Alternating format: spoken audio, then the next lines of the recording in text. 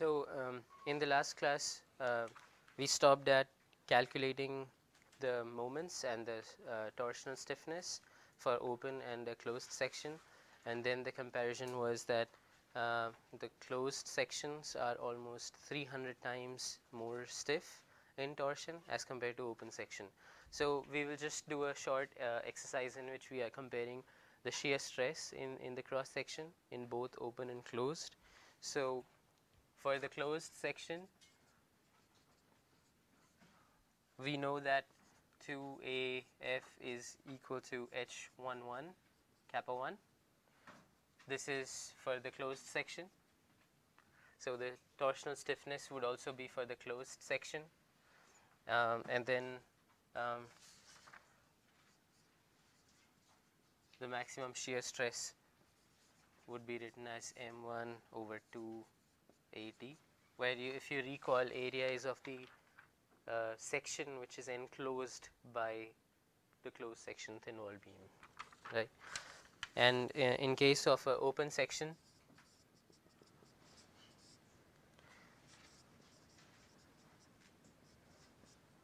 this superscript is just for open,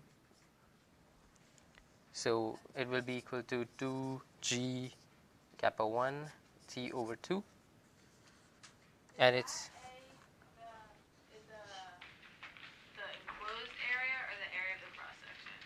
so it's the area which is enclosed by the section. For example, this. The professor did it last time as like a cursive A, like he put like a squiggle on the end of it. Okay. Yeah. Like this. Yeah. Like okay. That. Yeah. And so essentially you would get that this is 3m1 over LT square on simplification, and then you can just take the ratio.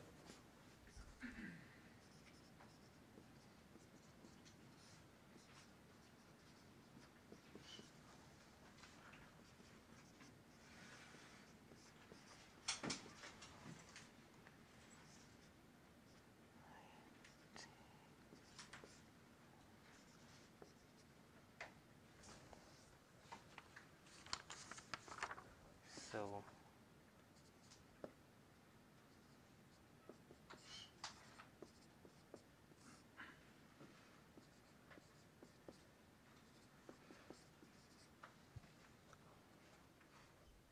and then you can cancel off terms.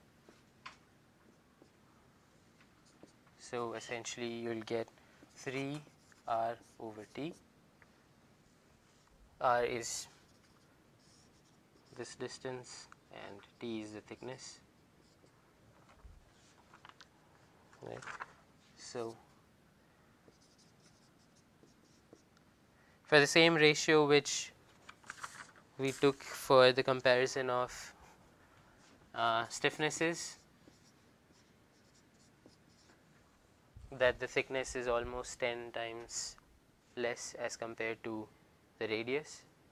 So tau max for the open section is closer to 60 times tau max for a closed section.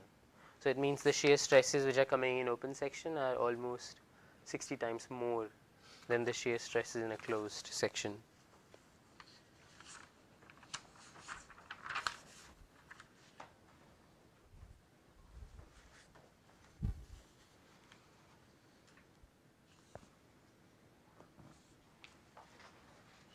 So this completes the torsion part for closed sections, for thin walled sections, and torsion for open sections was done much earlier. Now let's look at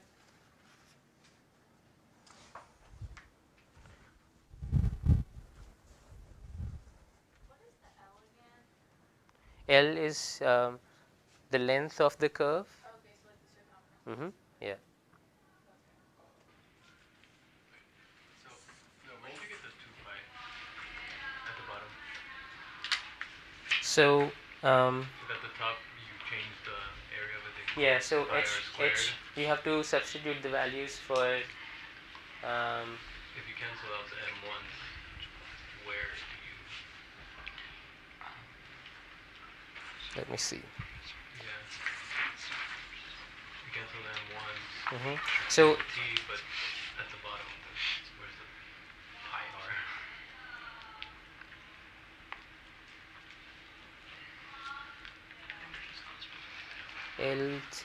LT square. So you have the value of L, and the L would be the circumference of that, so it will be 2 pi r. So take L out of Yeah, it. Yeah, I take have L to out. take L out of it. Yeah, exactly.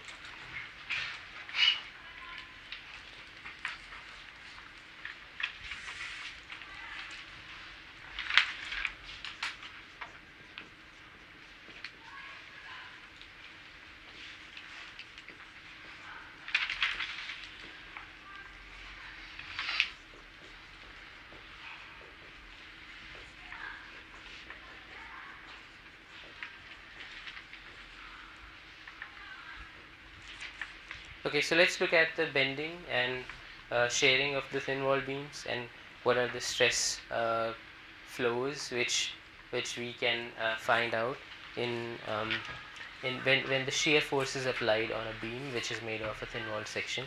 So just for a recap, I'll write that the axial shear flow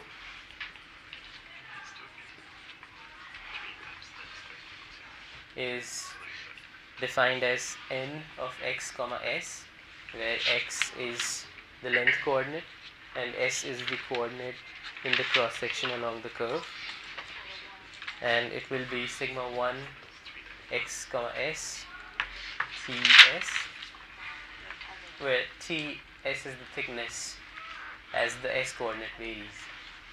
And then we have shear flow,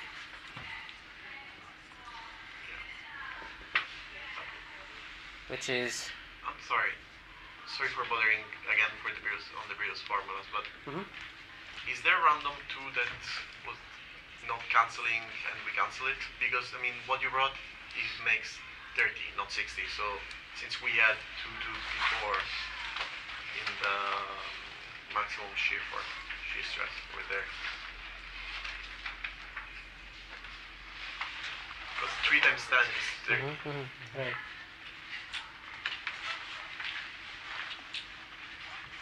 Let me see. Okay, so yeah, the area has 2, moment has 2 pi r t square. Yeah, so I would make it 30. Yeah. Okay, so the formulas are correct. Mainly I to think have so. like correct So formulas. area is pi r squared t. 2 comes from here, 3. M1 cancels off. L is pi r, 2 pi r, because circumference of a circle is 2 pi r, and then t squared. So everything cancels off. So yeah, it's 30. Yeah. For the same ratio, maybe the ratio is not mentioned in Professor Rosini's notes. So maybe he took 1 over 20 and then he calculated 60.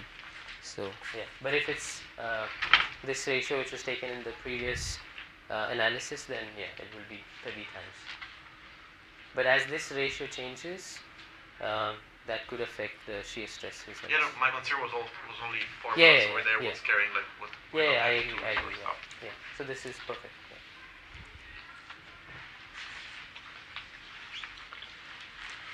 Okay. So the shear flow.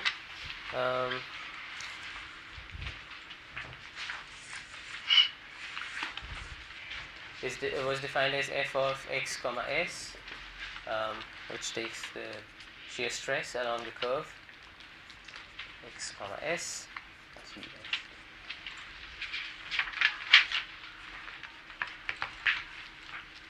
Okay.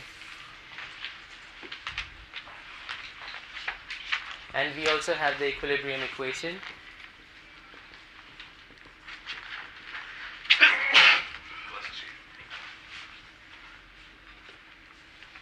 such that differential of the shear flow with respect to s coordinate plus a differential of the axial stress flow with respect to axial coordinate is equal to 0. This was derived in Monday's lecture or Friday's lecture.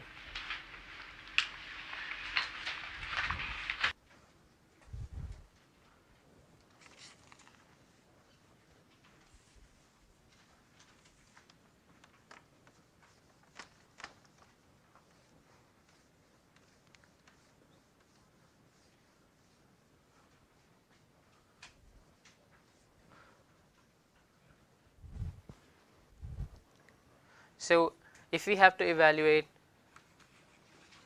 shear flow, then we need to evaluate the axial stress flow, and if there is a given loading, for example shear forces in the beam, then we can calculate the axial stress from the formulas we did in bending of a 3D beam.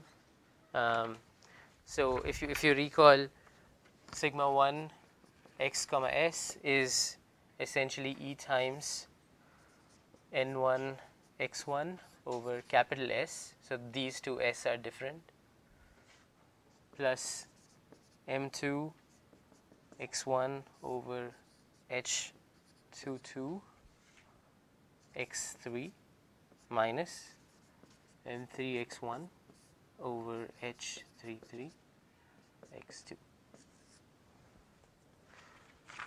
So for a beam in bending, the axial stresses induced by shear forces can be evaluated by this expression, but it makes some assumptions that the frame of reference is attached to the centroid and is a principal axis a bending frame, right?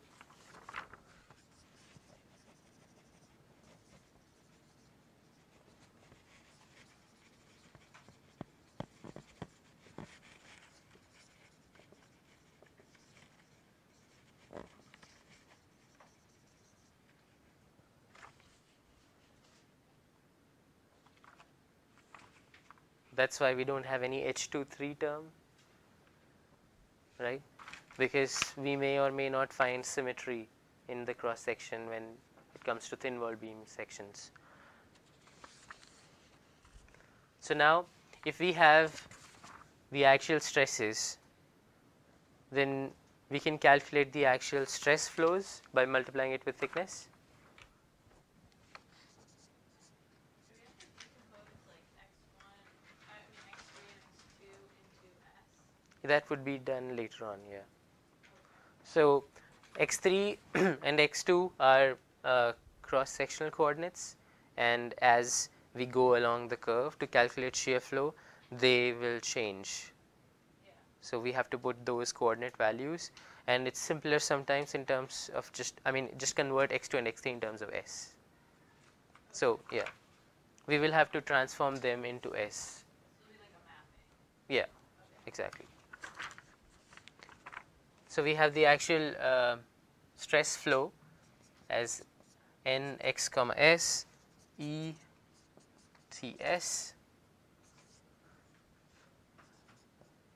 n1 x1 over s plus x3 m2 x1 over h22 minus x2 m3 x1 over h33.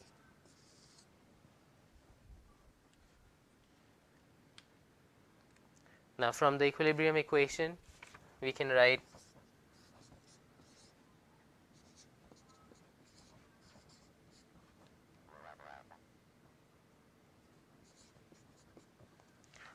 that the differential of shear flow with respect to the s coordinate is equal to negative of differential of the axial stress flow with respect to x1.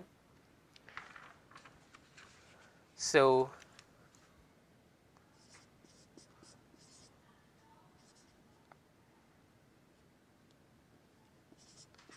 the differential of shear flow with respect to the x coordinate becomes minus E T s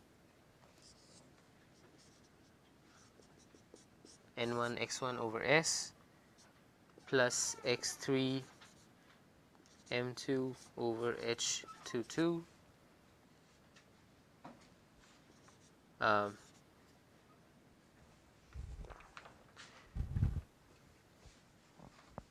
okay, so we have to differentiate this expression with respect to x1. So I have n1 which depends on x1, so it becomes 1 over s dn1 x1 over dx1. x3 doesn't depend on x1, it just depends on s, so x3 remains the same, h22 doesn't change, and dm2 x1 with respect to x1. And I'm differentiating the third term, so it becomes minus x2 dm3 x1 over dx1, and then I have h33.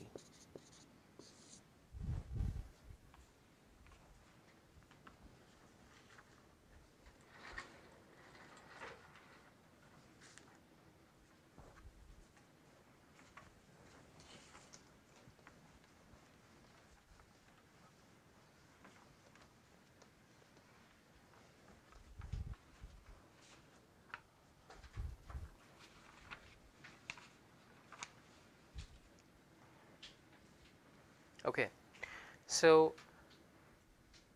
for the sake of simplicity, we will assume that we do not have any actual loads in the problem. So we are dealing with just the shear forces. Um, so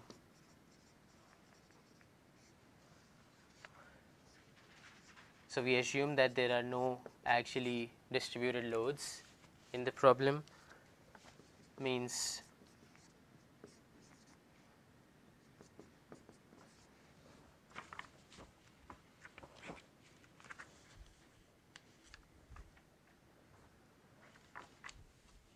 okay.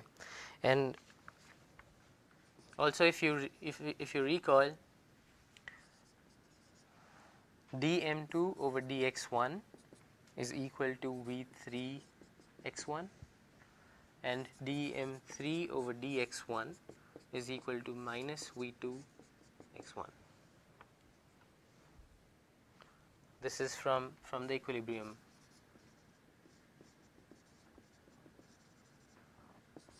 For a beam in bending.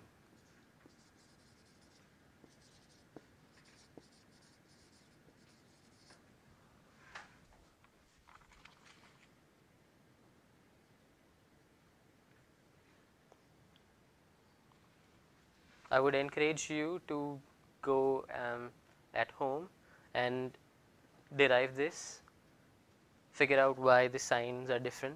It's basically convention. The moments are defined in a particular way. It's sigma 1 dA for a particular dimension, sigma 1 x2 dA, and then for other dimensions minus sigma 1 x3 dA. So you should try this out, derive it, and see why there is a difference in the negative sign. It's just equilibrium equations.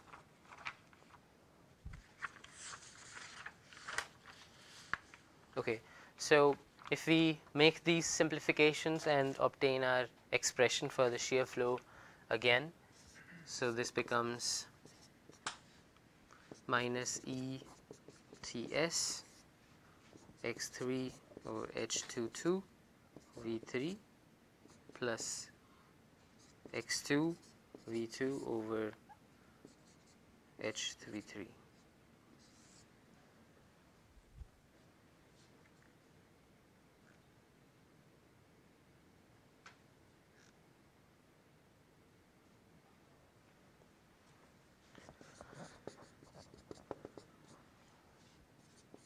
So the shear flow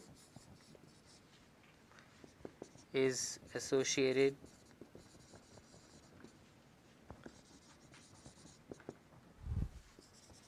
with the axial stresses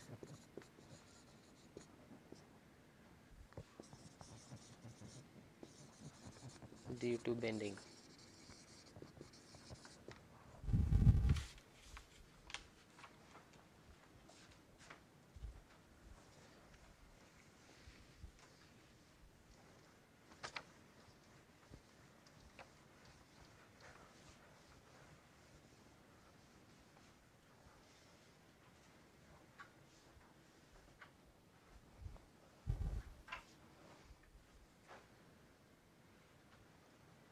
Okay, so the bending loads generate some shear stresses in the cross section, and this is how we can evaluate them.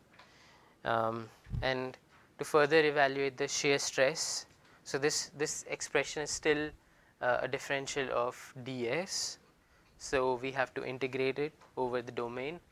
Now for example, if the curve is like this and my s coordinate starts from here, then I would have to integrate this expression for the entire domain of S, where x2 and x3 are now functions of S. They are not Cartesian coordinates, because they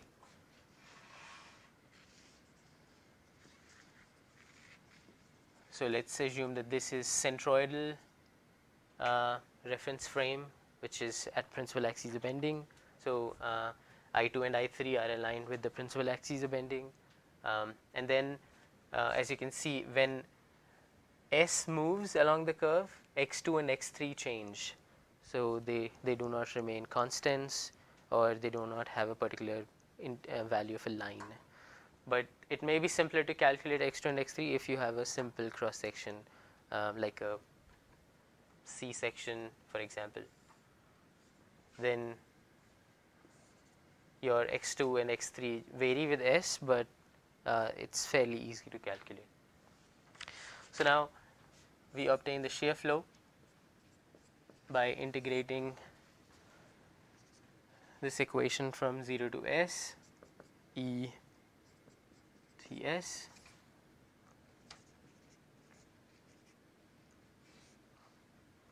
x3 V3 H22 plus x2 V2 over H33, and there's a negative sign there, plus the integration constant C. Right. So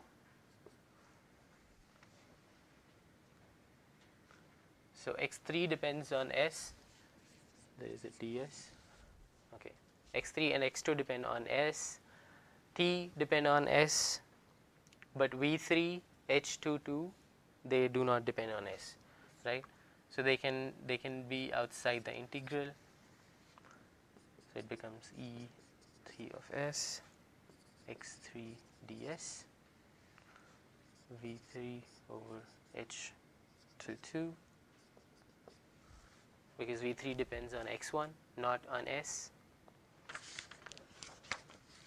And you have another term 0 to S ETS x2 ds V2 x1 over H33 plus C.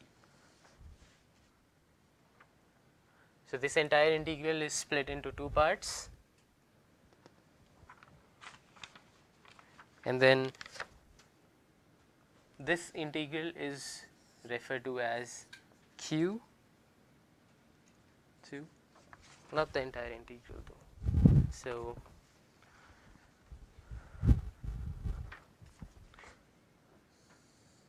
this term is referred to as Q2 of S, because that entire term is dependent on S, but this is constant, won't change with S. And then this integral is defined as Q3 of S.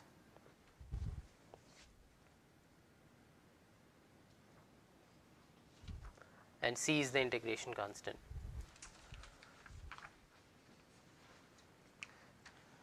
Right. So if we have a problem, we can evaluate the bending stiffnesses H22 and H33 by first forcing the frame to be a centroidal frame and then a principal axis bending frame. And then we can also calculate V2x1 and V3x1 based on the loads on the given problem. So if we want to evaluate the shear flows, we need to evaluate the integrals Q2s and Q3s. So if we have these integrals, we can solve the problem, get the shear stresses or the shear flows in a thin walled beam problem. right? So now we don't know how to evaluate that constant, right? The integration constant will be there, so we can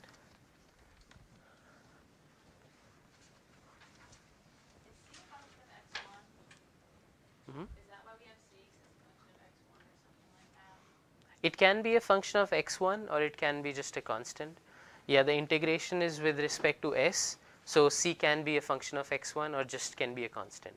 Alright, so the other two integrals, they don't produce a constant because we have definite things. So basically, where does c come from? So Because we haven't solved the integral yet. So is it just because it's a partial? So yeah, it's a partial differential equation. Even if you have the integration constants or integration domain from 0 to s, you can get c as some non-zero quantity, which you have to evaluate. But we have some other relations or other properties which I'm going to discuss now, which you can use to find out c. Alright, so it could be a function of x1. It could be a function of x1, yes. Okay. I think it should be a function of x1 in general, but because you already know where you are evaluating the shear stresses, so we can find it out. Yeah.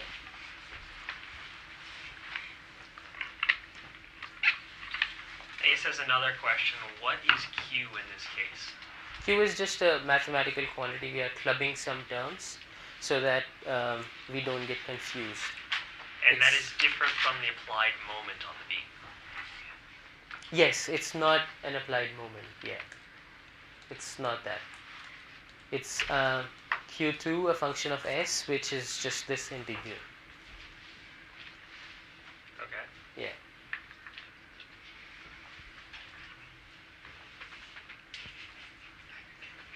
Okay. So when we have an open section, right, so if we look at a beam would have this shape. So if we look at this edge particularly,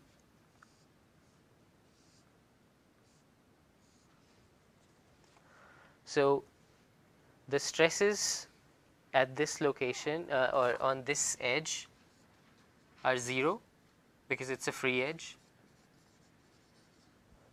right? So the stresses at this point in this beam should also be 0 in the section. So this is the cross sectional area, and this is along the length of the beam. So due to reciprocity, the stresses should be 0 here because it's free stress. So in the section at the edge, the stresses should be 0. So if I start my s coordinate from here, right, so it is evident that f x comma 0 should be 0, right?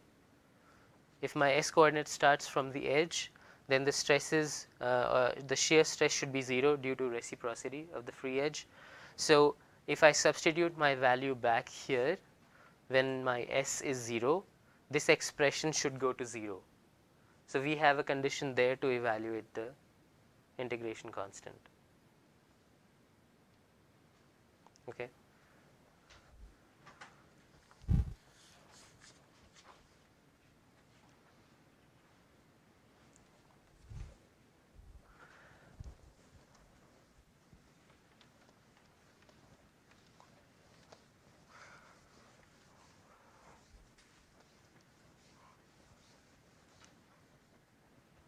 Okay, so I'll quickly outline the process.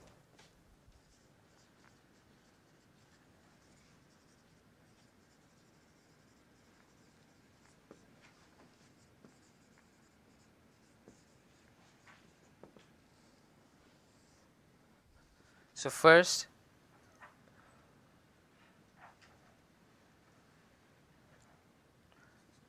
select your origin such that the frame is centroidal, principal.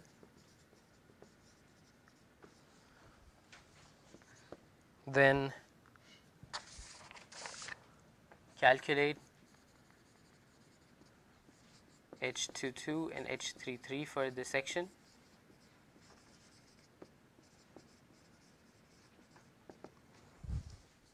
And then obtain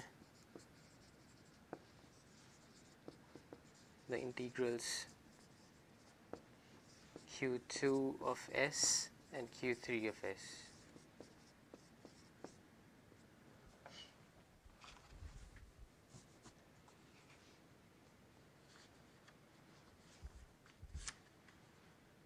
Okay, so let's do an example.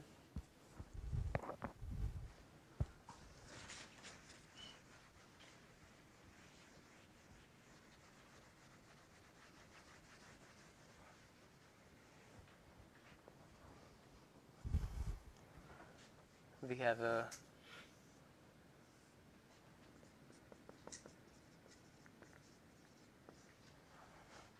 a cross section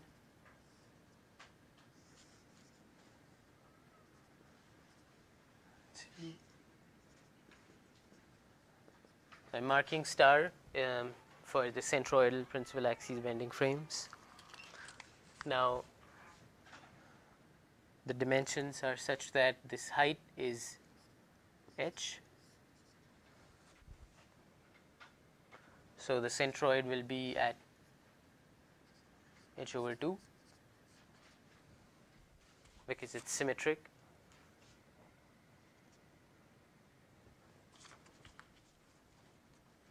And this width is b.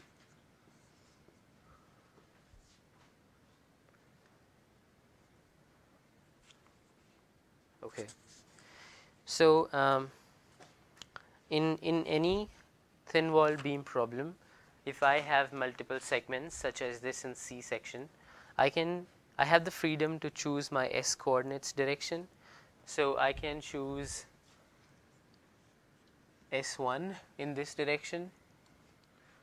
I can choose S2 for the segment 2 in this direction, and then for the third direction I can choose my S3 starting from this open section, open end. And the reason for choosing this is that the calculations become simpler. I can just use the same condition fx comma 0 is 0 and evaluate the integration constant easily at that location. So so I2 star, I3 star is a principal centroidal frame of reference.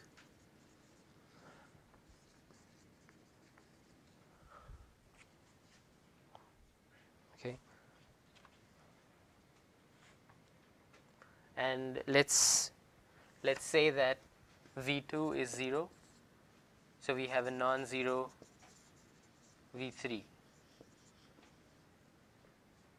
So we are applying shear force. Yeah.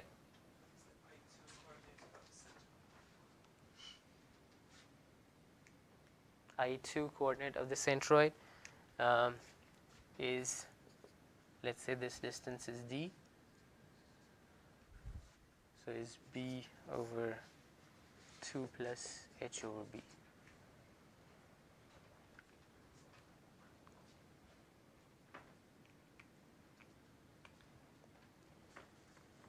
Okay. So now I have to evaluate the shear flows.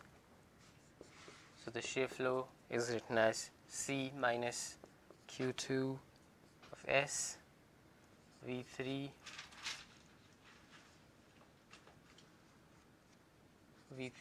over H22, right?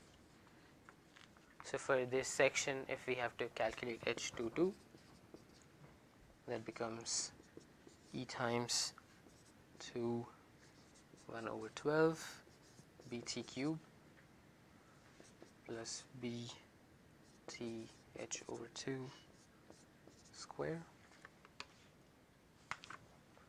plus 1 over 12 TH cube.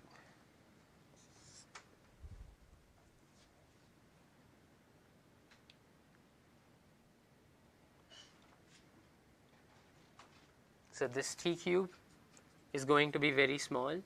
So this entire term goes to 0. So if we simplify this expression, we obtain h cube over 12 from this term plus b h square over 2 times t. So we use parallel axis theorem for the two sections, the top and bottom segments, and then simple expression for this rectangular section.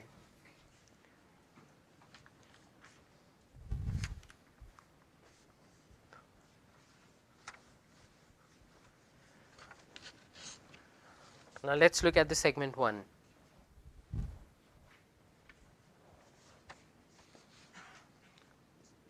F of S1 is going to be C minus Q2 of S1 H22 times V3. So Q2 of S1 is going to be integration 0 to S E times T x3 ds. So what should be x3 in this case? So this is our centroidal principal frame. x3, when S1 moves from 0 to S, x3 remains h by 2, right? When S1 goes from 0 to its domain S, the coordinate x3 remains h by 2, right? So I'll just substitute 0 to S E times T h by 2 ds. So upon integration, we'll get Et h over 2 S1.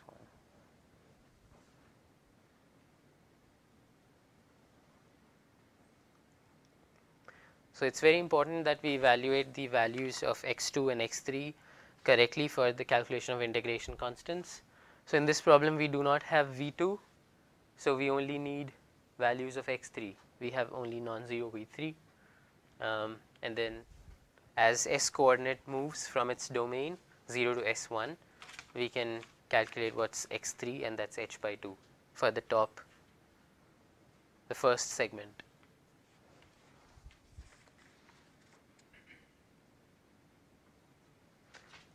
And if we impose the boundary condition, f of S1 goes to 0 is 0, so it implies that C is also 0. So let's say this is C1, so C1 is 0.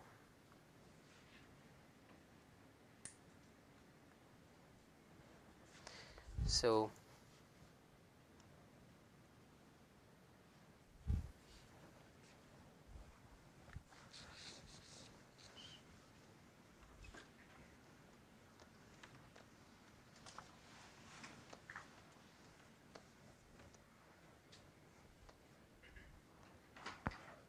yep, V2 to be 0 medium.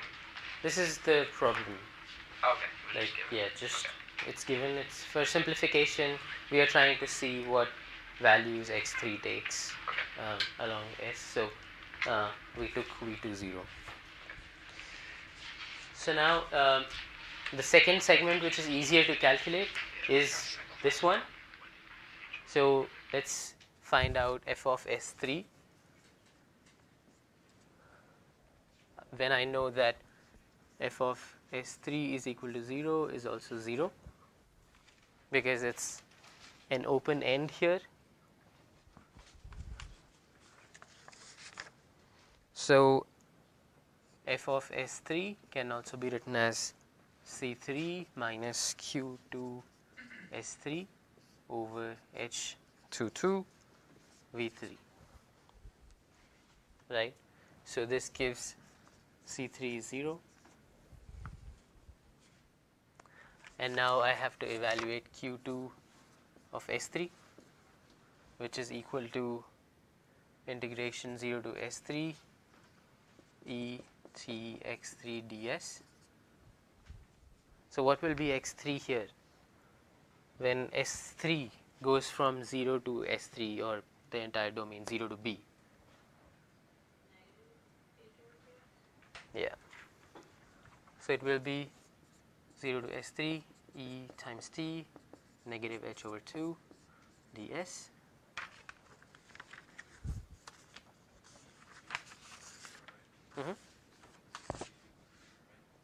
C3 is 0, yeah.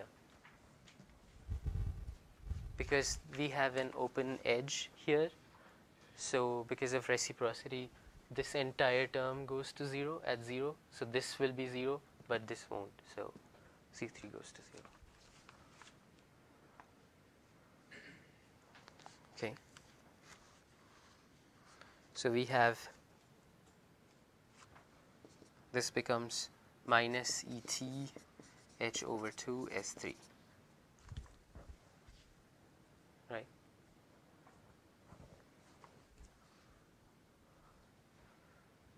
And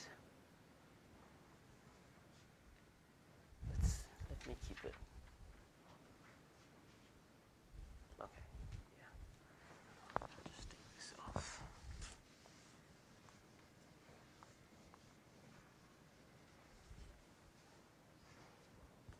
Okay. Now for the segment which is the second segment.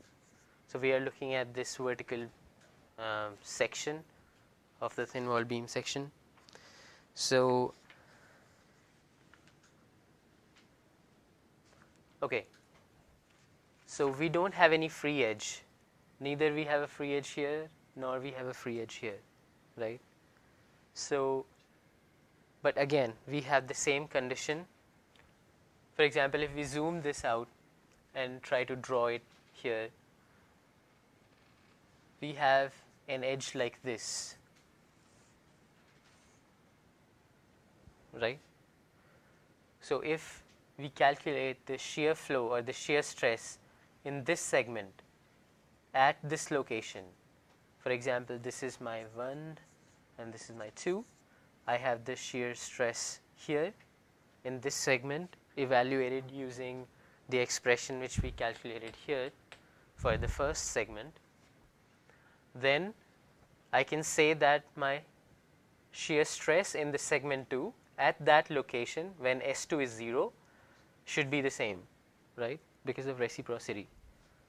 We are using this condition at the free ends to equate it to 0, but now it's not a free end, it's not a free edge, so we can use the reciprocity again, evaluate the value at this point on this segment using the shear flow equation we developed there and equate it to that. So that will be our boundary condition in this case. Yeah.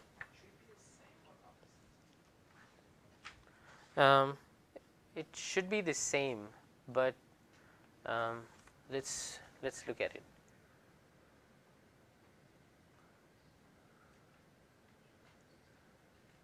So the magnitude is same for sure, and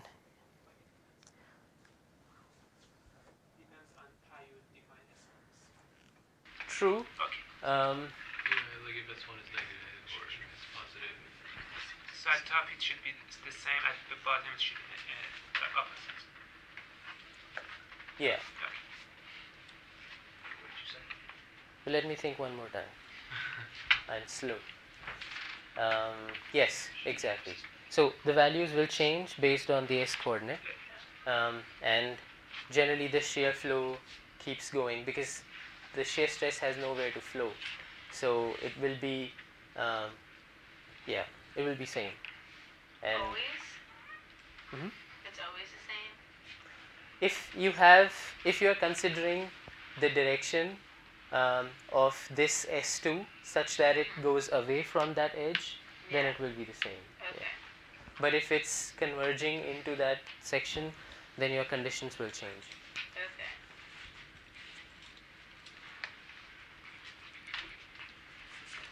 Okay. Okay, so what we can write is f of S2 is equal to 0 is equal to f of S1 when it's B, right? So when we substitute f S2 is equal to 0, we get the integration constant C2. And when we substitute S1 equals to B in the expression, so we have the expression for the shear flow as minus Q2 S1 is equal to B over H22 V3.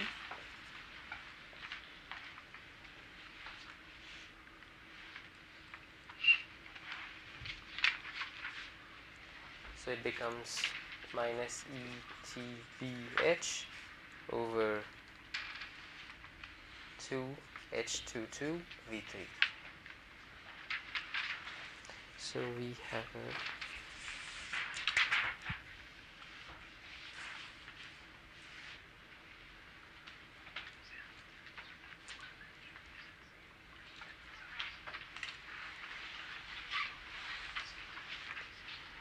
okay, so we have a negative sign here, right?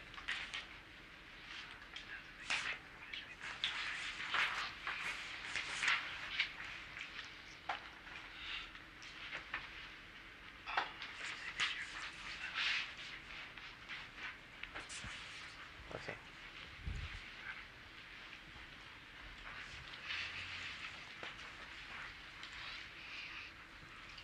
So we still need to evaluate Q3 so that we can complete our calculations, or Q2, we need to evaluate Q2 of S2.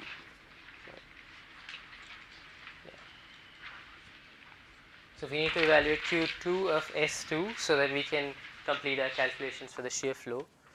And now this becomes integration 0 to S E3x3 ds. So what should be x3 in this case? It's a function of x. Yes, because when S2 goes from 0 to H, x3 changes, right? It starts from H over 2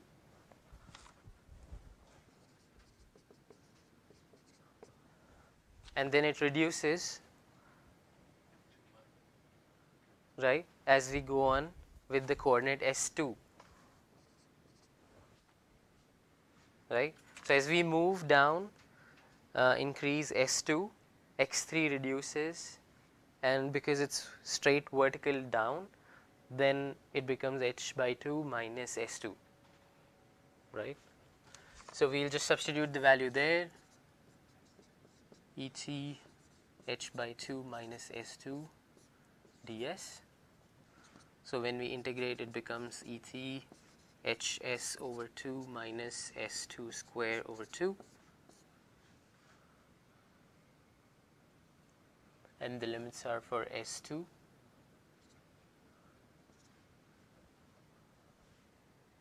right. Okay, and this becomes E times T S over 2 H minus S.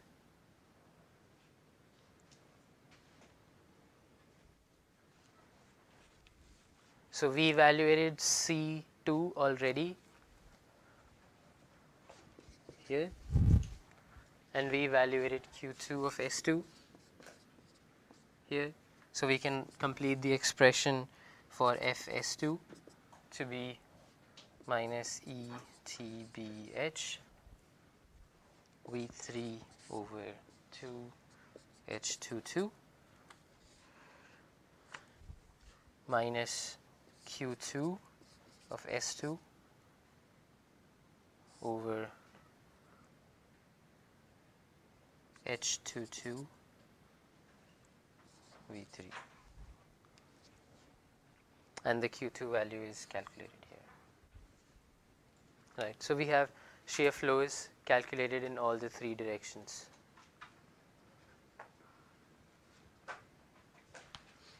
So just a quick closure on the problem.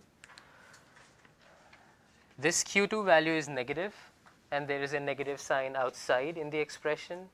So the entire shear flow becomes positive. So the direction of shear flow here will be in this direction. We have a negative expression here, and S2 comes from top to bottom. So in the segment 2 we have the shear flow in vertical direction, and then we have a negative shear flow again in the segment 1 because we had positive expression for Q2. So this is the direction for shear flow. Okay.